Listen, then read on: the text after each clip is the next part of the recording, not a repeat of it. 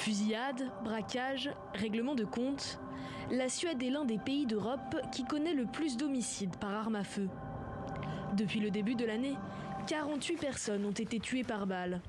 3 de plus qu'en 2021. En cause, les gangs. C'est une pandémie dans toute la Suède. Même les petites villes ont ce problème.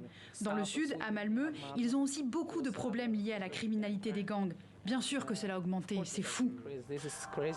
Depuis une dizaine d'années, les actes de violence en bande organisée se multiplient.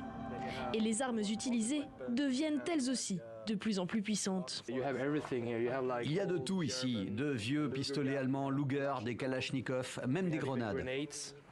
La police suédoise attribue l'augmentation de la criminalité à une bataille pour contrôler le trafic d'armes et de drogue. Cette guerre des gangs laisse de nombreuses victimes. Voici mon fils, Marley.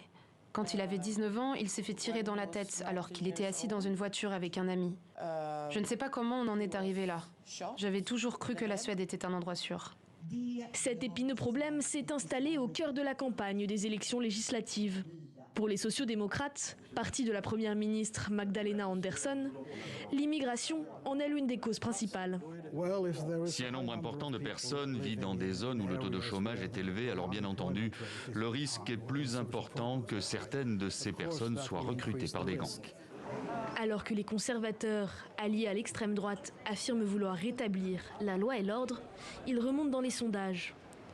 Ce dimanche, les votants se rendront aux urnes et l'issue du scrutin est de plus en plus incertaine. Lors des dernières législatives, la participation était de 87%.